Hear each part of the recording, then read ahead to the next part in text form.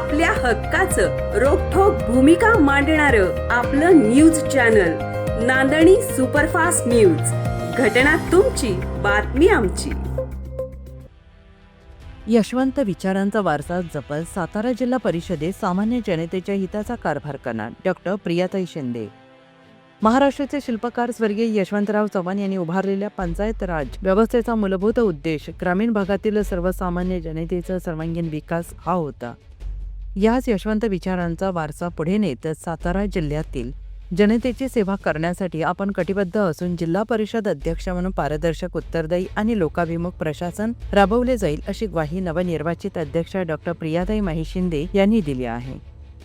जिल्हा परिषद अध्यक्षपदाची सूत्रे स्वीकारल्यानंतर डॉक्टर शिंदे यांनी उपाध्यक्ष राजूभैया भोसले यांच्या समवेत रविवारी सकाळी कराड येथे जाऊन कृष्णा कोयना नदीच्या पवित्र प्रीतिसंगम स्थळी स्वर्गीय यशवंतराव चव्हाण यांच्या स्मृतीस्थळी अभिवादन केले. यावेळी भारतीय जनता पक्षाचे जिल्हाध्यक्ष आमदार डॉक्टर अतुलबाबा भोसले, आमदार मनोजदादा घोरपडे, प्रदेश कार्यकारिणी सदस्य विक्रम पावसकर, माजी जिल्हाध्यक्ष धैर्यशील कदम, मलकापूरचे नगराध्यक्ष तेजस सोनवले, उपनगराध्यक्ष मनोहर शिंदे, जिल्हा परिषद सदस्य सागर शिवदास, लालासाहेब जगदाळे, मदनभाऊ काळभोर, रणजित जाधव, महेशबाबा जाधव, अजित साळुंखे, सदस्य अनिता बेताळ, पंचायत समितीचे उपसभापती तुकाराम नलवडे तसेच पदाधिकारी उपस्थित होते.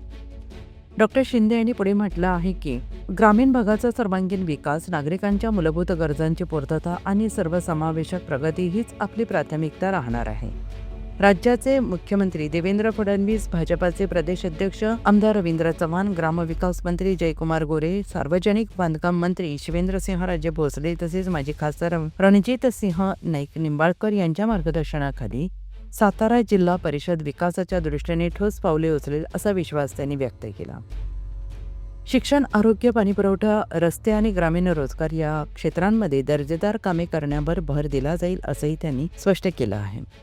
प्रारंभिक कराड येथील शासकीय विश्रामगृहात भारतीय जनता पक्षाच्या वतीनं नवनिर्वाचित अध्यक्ष, उपाध्यक्ष यांचा सत्कार करण्यात आला. यावेळी पक्षाचे पदाधिकारी, कार्यकर्ते आणि स्थानिक नागरिक उपस्थित होते.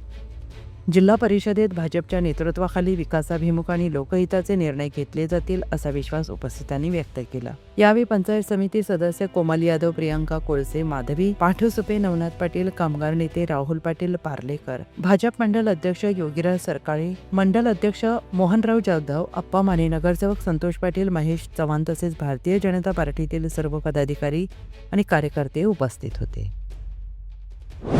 अशाच ताज्या घडामोडी पाहण्यासाठी आजच आपल्या नांदणी सुपरफास्ट न्यूज या यूट्यूब चॅनलला लाईक करा, शेअर करा आणि सबस्क्राईब करायला विसरू नका. नांदणी सुपरफास्ट न्यूज, घटना तुमची, बातमी आमची.